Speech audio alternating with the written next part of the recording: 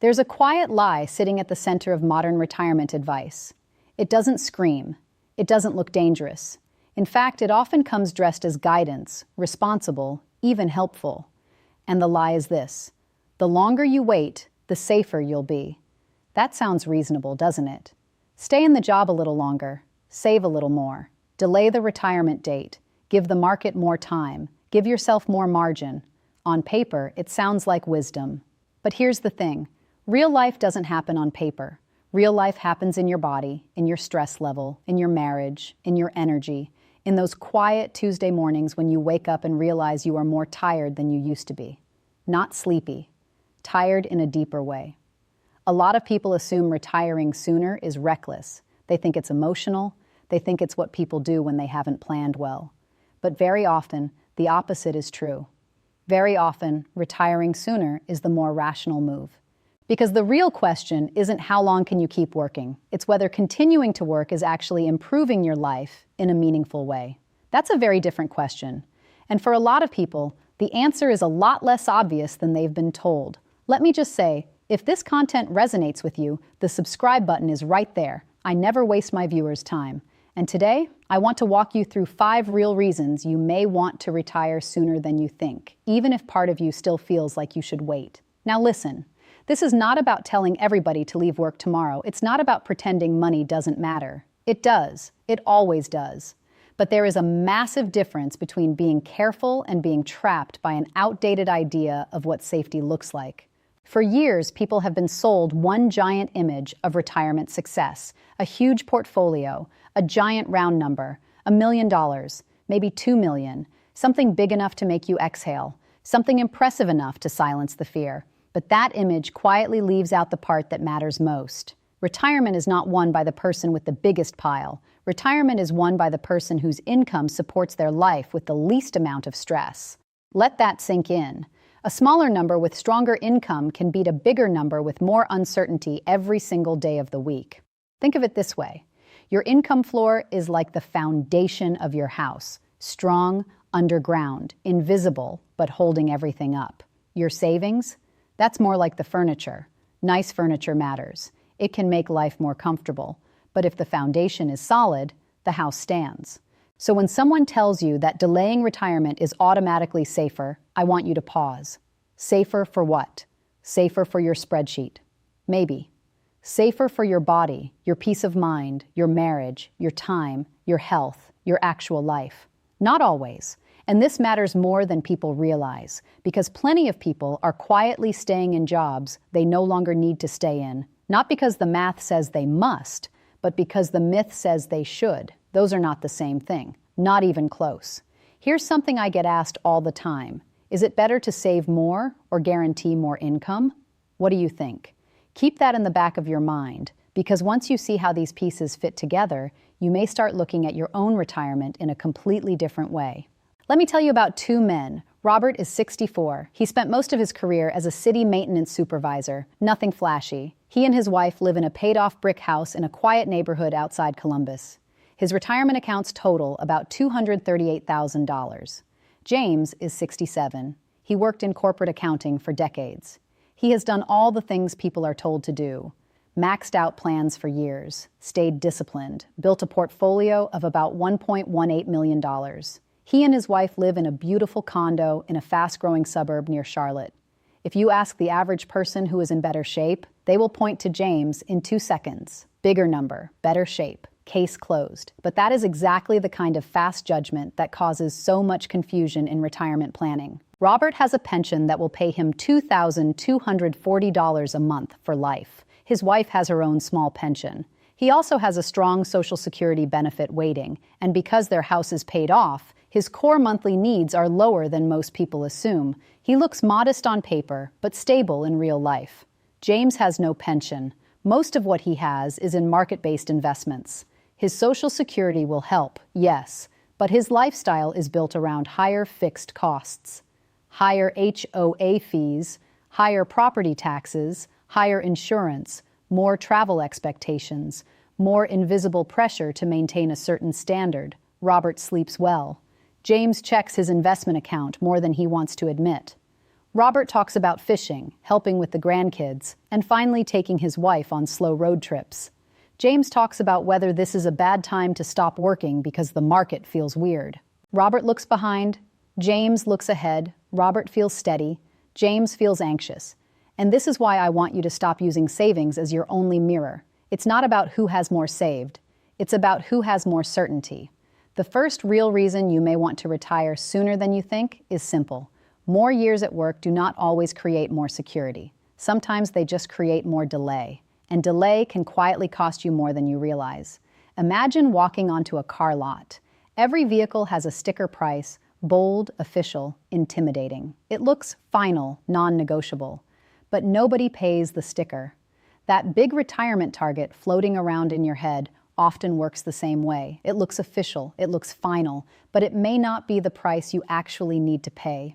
A lot of retirement advice starts with the wrong number. It asks how much money should you have by 65 or 67 or 70. But the real question isn't how much should you have saved. It's how much income do you need every month, and where is that income coming from? That shift sounds small, but it changes everything, because when you focus only on the big number, you quietly ignore pensions, Social Security, paid-off housing, lower spending, part-time flexibility, and the fact that many expenses fall in retirement while others rise. You stop seeing the whole picture. I have seen people with $300,000 and strong guaranteed income live calmer lives than people with 3 times as much saved. Why? Because the first person knows the bills are covered. The second person feels like every withdrawal is a leak in the boat. And once that fear creeps in, it changes behavior. People underspend. They cancel plans they can afford. They say no to dinners, trips, hobbies, and help for family, because they are living under the shadow of a number that was never properly translated into real monthly life. You may already have what people with millions are searching for. Not the ego boost, not the status, the feeling that the essentials are handled, the feeling that the floor under your feet is not moving every time the market sneezes. Now, that does not mean everybody can retire early. Of course not. But it does mean many more people can retire sooner than they think, once they stop measuring themselves with the wrong tool. A yardstick is useful, not if you're trying to weigh a suitcase. This is also where real data and perceived data quietly split apart. Real data says, what are your actual spending needs, your actual income sources, your taxes, your insurance, your debt, your housing, your healthcare, your spouse situation? Perceived data says, I don't feel like I have enough because the headline number looks too small. Those are worlds apart. One is math, the other is emotion dressed up as math. And if you don't separate the two, you can end up working years longer for a feeling you may never get, no matter how much money you add. Here's something to think about. If you found out today that you're actually on track, how would that change your week? Not your whole life, just your week. How differently would you carry yourself if you knew your retirement was closer than you thought? The second real reason you may want to retire sooner than you think is that time has value too. Not just money, not just compounding, not just tax efficiency. Your healthy, active, useful time has value, and people quietly act like it doesn't. This part matters more than most people want to admit. There is a season of retirement that is different from the later years. The go-go years, people call it. The years when you can still walk far, lift luggage, drive comfortably, explore, volunteer, garden, babysit, build, create, and actually enjoy the freedom you've been paying for. Every extra year you stay at a job that drains you has an opportunity cost. You may earn more money, yes, but what exactly are you buying with that year? More peace, or just a slightly bigger number attached to a slightly smaller version of your life? And if you wait too long to turn it on, some of that water never reaches you. It just stays in the pipe, unused, gone. No refunds, no second chances. That is true of money sometimes, but it is especially true of time and energy. People love to talk about maximizing benefits, maximizing return, maximizing the portfolio. Fine. But your retirement is not an equation to optimize forever. At some point, the goal is to actually live the life you built. Otherwise, you keep polishing the key and never open the door. I once talked with a man who retired at 70 because he wanted to be absolutely sure. He had enough at 64, probably enough at 63, but he kept waiting, kept nudging the date. kept saying one more bonus, one more raise, one more year. By 71, his knees were bad, his wife had new health issues, and the travel plan they had talked about for 15 years quietly evaporated. That does not mean working longer is wrong. Some people love their work. Some people need the structure. Some people truly benefit from delaying. But don't miss this. Working longer only helps if it improves the life you're trying to protect. If it silently erodes that life, then the extra year may not be a win. The real question isn't what age looks smartest on paper. It's what decision protects both your finances and your remaining healthy years. The question isn't what's the best age. It's what's the best decision for your life right now. And please hear me clearly on this. This is not emotional fluff. This is a form of planning people ignore because it is harder to chart. Money is countable. Energy is harder to measure. But you already know when yours has changed. You feel it in the evening. You feel it on Sunday nights. You feel it in your patience. Some people are still working because they need the paycheck. Others are still working because they need permission. Those are very different situations. If it's money, let's look at the money. If it's fear, let's be honest that fear is what's driving the decision. You don't need perfection to have a successful retirement. You need clarity. Clarity about what your money does. Clarity about what your time is worth. Clarity about whether the next year of work is truly buying you freedom or just postponing your use of it. Quick question. Have you ever felt guilty about spending money in retirement? That feeling tells you something important. It often means the problem isn't just your balance, it's your relationship with uncertainty. And that is exactly why the next reason matters so much. The third real reason you may want to retire sooner than you think is because Social Security and pension timing are more nuanced than people make them sound. There is no universal magic age. There is only trade-off, and trade-off needs context. Think of Social Security not as an end point, but as a safety net, one you paid into your whole life, one that's designed to catch you when you need it most. People talk about claiming like it's a moral test. It isn't. It's a timing decision. At 62, you can claim early and lock in a smaller monthly benefit. At full retirement age, which for many people is 67, you get your standard amount. If you wait until 70, the monthly benefit gets larger. That much is true. But what people leave out is that the bigger check is not automatically the better outcome. Because you do not live on percentages. You live on your actual life, your health, your work tolerance, your spouse's situation, your savings, your need for income now versus later, your family history, your stress level, your break-even point. Those are the variables that matter. If delaying from 67 to 70 gives you a meaningfully higher check and you have solid savings to bridge the gap, that can be smart, especially if longevity runs in your family or you want stronger survivor protection for a spouse. But if waiting means draining yourself emotionally or physically while sitting on enough resources already, the trade may not be worth it. Same thing with pensions. Some people have a pension option sitting quietly in the background and they never stop to ask what it's actually worth. They just treat it like a footnote. That is a mistake. A pension is not a footnote. A reliable monthly pension can be one of the most powerful assets you own. Let me ask you, have you ever calculated what your pension is actually worth in real dollars? Most people never do. If a pension pays you $2,000 a month for life, with any kind of survivor benefit or cost adjustment, that can represent hundreds of thousands of dollars of practical value. Now think about how distorted the comparison becomes. One person with a $250,000 account and a solid pension may actually have a stronger retirement setup than someone with $800,000 and no pension at all. But because one number is visible and the other is not, people misread the picture. This is where Robert and James come back in. Robert ran the numbers on his pension and Social Security carefully. He looked at his wife's benefits. He considered taxes. He looked at what bills would remain after retirement and what would disappear. He did not chase the highest possible number. He built around dependable income.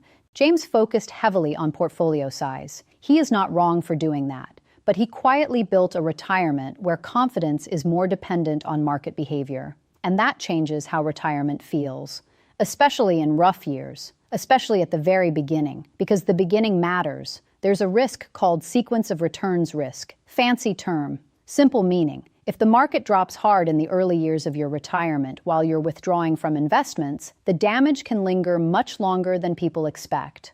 Early bad returns can hit harder than later bad returns. Imagine two piles. Pile 1 is income that shows up no matter what. Pile 2 is your savings. If pile 1 is big enough to cover most of your basic life, pile 2 gets room to breathe. You don't have to attack it every month just to survive. That changes the whole math. But if your pile 1 is weak, then every market dip feels personal. Every withdrawal feels heavier. Every headline feels louder. That's why the real question isn't what gets you the biggest check in theory. It's what creates the most stable plan for the life you want to live. Sometimes that means claiming later. Sometimes it means claiming earlier. Sometimes it means retiring now, but waiting on Social Security while using savings strategically. Sometimes it means one spouse claims early and the other delays. This is why blanket advice is dangerous. Real people are not averages.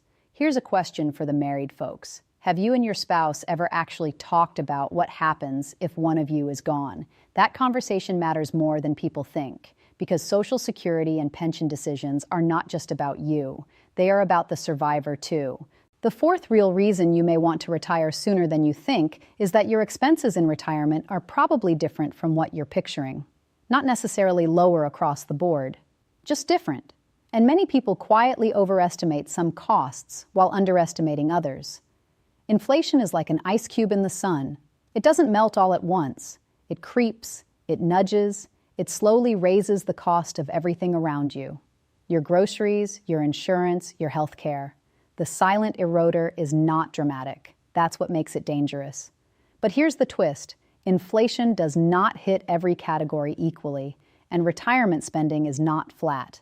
Some costs shrink, commuting disappears, payroll taxes disappear, retirement saving contributions disappear, work clothes fade out, daily lunches, gas, and random convenience spending often drop more than people expect.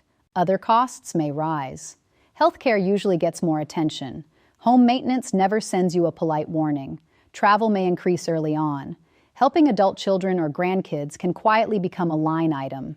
And leisure spending has a way of sneaking up when time opens up. So if you build your retirement picture using a generic rule without looking at your actual spending, you can easily scare yourself for no reason. Or worse, you can reassure yourself too quickly. Both are dangerous.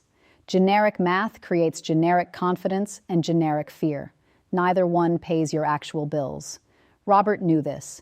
He and his wife tracked a year of spending before he retired. Not perfectly, but honestly. They separated must-haves from nice-to-haves. Mortgage was gone. One car was enough. Their hobbies were simple. Their biggest joy was time, not luxury. That matters.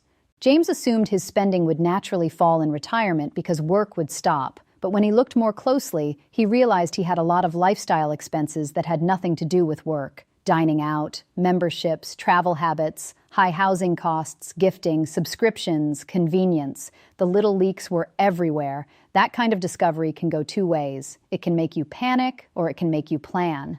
And planning is always better. Because once you know the truth, you can shape it. You can cut what doesn't matter. You can protect what does. You can stop guessing. Retirement isn't about how much you've accumulated.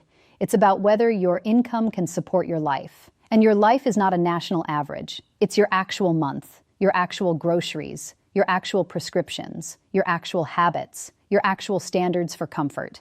This is also where cost of living adjustments, those COLA increases people hear about with Social Security, start to matter. They are not perfect. They do not keep up with every expense equally. But they do provide something incredibly valuable in retirement: movement, a paycheck that can still inch upward over time.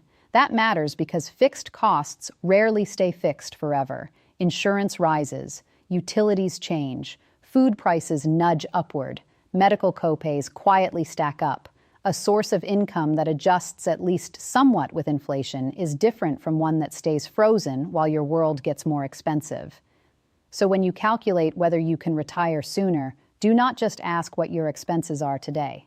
Ask which expenses are likely to shrink, which may grow, and which of your income sources can respond over time. That's how you build a realistic picture, not a scary one, a useful one. I want to know, have you ever felt like you were doing everything right, but still felt behind? You are not alone. A lot of that feeling comes from comparing your inside numbers to somebody else's outside image. And that leads to the fifth real reason you may want to retire sooner than you think. The emotional cost of staying too long is real. It is quiet. It is easy to dismiss. And it can be every bit as important as the financial cost. Some things in life are heavy but invisible. Like carrying a backpack all day, you get used to it, but it never goes away. That's what financial stress feels like in retirement planning.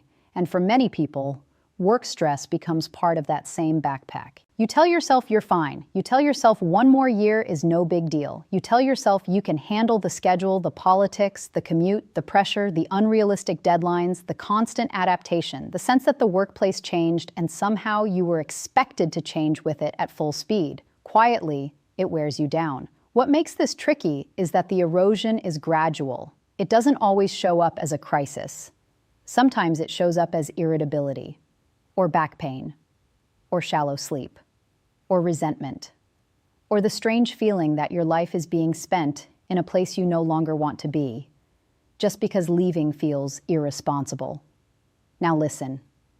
Responsibility is good, but responsibility without reflection becomes autopilot. And autopilot is dangerous in the years when your choices matter most, because you can glide right past the exit you were supposed to take. I have talked to people who stayed for an extra 2 years and can point to exactly what those years bought them. A larger pension factor, affordable health coverage until Medicare, a full debt payoff, a stronger survivor benefit. Great. That is intentional. That's different. I have also talked to plenty of people who stayed because they were afraid of the label, afraid someone would think they were quitting early, afraid they weren't one of those people who had enough, afraid their account balance would look too ordinary. That's not planning. That's identity pressure. Stop measuring yourself against everyone else. Start focusing on what truly gives you freedom. Freedom may come from a large account. It may come from a pension. It may come from low expenses. It may come from a spouse's benefit. It may come from a simpler life than the culture told you to want. And here's something people do not say often enough. The version of you that will live your retirement is not just your financial self. It is your emotional self, your relational self, your physical self, your sense of meaning. If work is giving you those things, that counts. If work is draining those things, that counts too. This is why some people retire with less money than their friends and feel happier almost immediately. They did not retire into emptiness. They retired into alignment. Their money, their time, their health, and their priorities finally stopped fighting each other. Robert had that look. You know the one. Shoulders lower, face softer. He started walking every morning. He fixed little things around the house without rushing. He picked up his granddaughter from school twice a week. He laughed more. Not because he became rich overnight, because he became available to his own life. James still has options. This is not a tragedy. He is not doomed. But he is stuck in that common middle place where the numbers are objectively strong and the feeling is still shaky. And that is more common than most people realize. More money does not automatically produce more calm. Numbers matter, but how you feel about those numbers, that matters just as much. If your plan only works when markets behave, inflation stays tame, health cooperates, and your nerves stay strong, then your plan may look better on paper than it feels in real life. Let me ask you something. Do you know what your monthly income will actually look like when you retire? Be honest with yourself. Not the total balance, not the dream number, the actual monthly flow. Because once you know that, the fog starts to lift. You stop thinking in giant abstract chunks and start thinking like a retiree. You stop asking, do I have enough to retire forever? And start asking, what will come in each month, what will go out, and how stable is the difference? That is a more mature question, a more useful question, and a more peaceful question. It brings the problem down from the clouds and puts it on the kitchen table where you can actually work with it. This is also the point where many people discover something surprising. They are closer than they thought. Not because a miracle happened, not because the math changed, because the frame changed. They stopped staring at the mountain and started looking at the path. Now, I do want to be balanced here. There are real reasons to wait. Health insurance before Medicare can be a very real hurdle. Debt can create pressure. A weak savings base with no pension can limit choices. A surviving spouse may need a stronger benefit. Those are real. We respect real constraints. But a lot of people have what I call false constraints. They sound serious, but they haven't been tested. Things like, I should probably wait until 70, or I don't think we could make it work, or I need at least $1 million, or I'm sure my expenses will be huge. Maybe, but maybe not. This is why perceived data can be so dangerous. If you feel behind, you act behind. If you feel fragile, you plan from fragility. If you feel like retirement is only for people with giant account balances, you will quietly ignore the assets and structures already working in your favor. You may already be standing on one of the strongest financial foundations available today: a paid-off home, low debt, some guaranteed income, modest needs, a flexible lifestyle, a spouse with benefits. Those things do not get flashy headlines, but they build real-world security. And let me say something practical that people need to hear. There is a point where continuing to save more creates less peace than learning how to use what you already built. That is the shift from accumulation to distribution, from collecting to living, from someday to now. The transition scares people because saving feels virtuous and spending feels dangerous. But retirement is a spending phase supported by a plan. That's not failure, that's the point. You spent decades building the bridge. Retirement is walking across it. Quick check. Do you know your full retirement age for Social Security? Most people don't. And if you don't know that number, you may be building fear around a decision you haven't even properly defined yet. Let's make this concrete. Say you're 63. You have $410,000 saved, a paid-off house, no pension, but a spouse with a decent benefit. You hate your job. Your expenses are moderate. You could claim at 62, you could wait, or you could use a mix of part-time work and savings to bridge to 67. Is retiring sooner crazy? Not necessarily. Or say you're 66. You have $185,000 saved, but a strong pension and a spouse who already gets Social Security. Your health is changing. The work is becoming harder.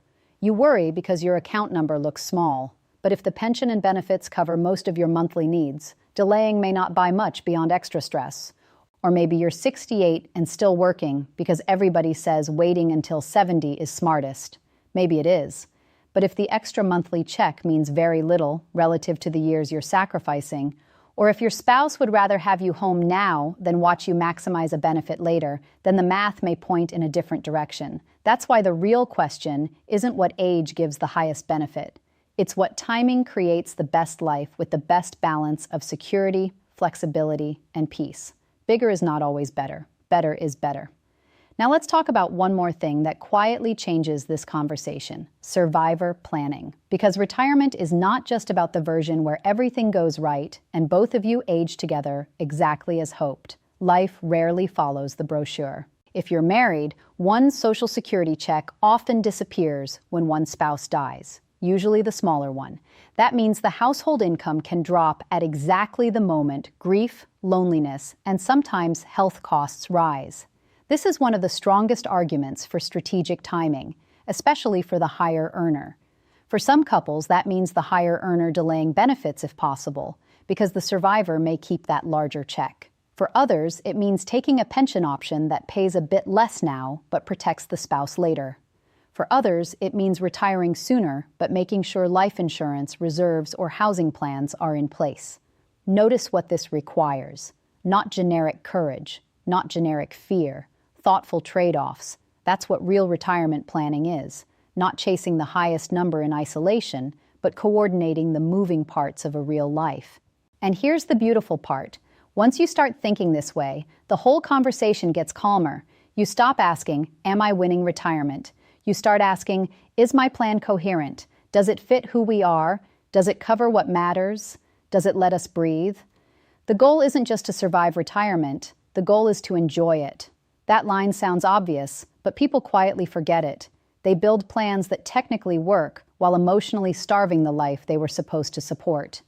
This is why I am not impressed by giant numbers by themselves. I want to know what the number does. I want to know how much confidence it creates. I want to know whether it translates into dependable monthly life or just theoretical comfort. $1 million with high spending, no pension, and high anxiety is not automatically better than $300,000 with lower spending, a pension, and a strong Social Security strategy.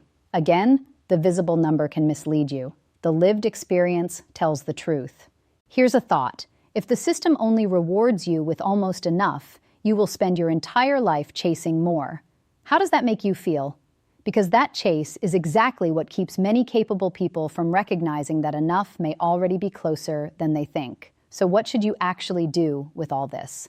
Let me give you a practical framework. Not fancy, not complicated, just useful. If you are wondering whether you should retire sooner than you thought, these are the moves that bring clarity fast. First, build your real monthly retirement budget. Not a fantasy one, not a panic one, a real one. Separate your expenses into essentials, flexible costs, and one-off surprises. Include health insurance, Medicare premiums if relevant, prescriptions, home repairs, gifts, travel, and taxes. Get honest. Accuracy beats optimism every time. Second, map your guaranteed income sources. Social Security, pension, annuity if you have one, rental income if it is truly stable. Write down what is fixed, what adjusts with inflation, and what depends on timing. Until you see those numbers side by side, you are planning in the dark.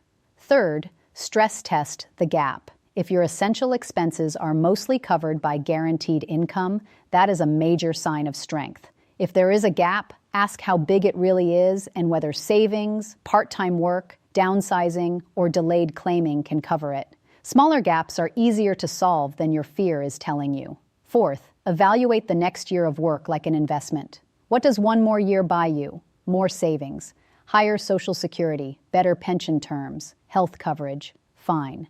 Now what does it cost you? Stress, time, energy, missed experiences. Be fair to both sides. One more year is not free.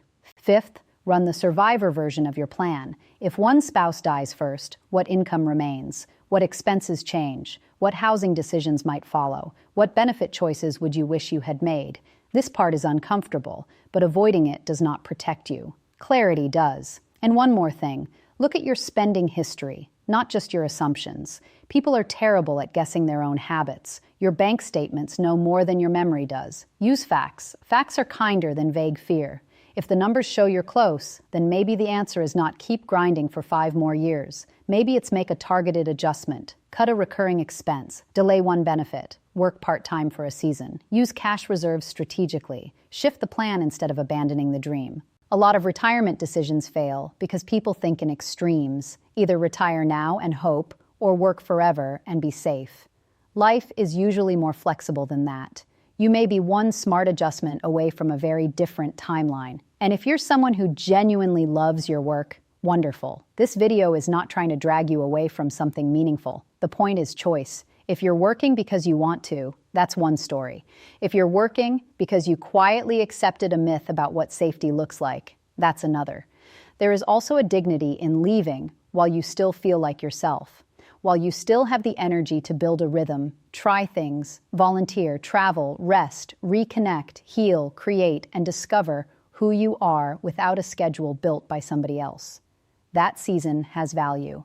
It is not pessimism, it's realism. And in this case, realism isn't negative, it's empowering. Because when you stop treating retirement like a distant test you may fail, and start treating it like a system you can understand, the fear begins to loosen. Think about Robert again. He did not win because he beat somebody in a savings contest. He won because he understood his floor, he understood his expenses, he understood what enough looked like for him and his wife.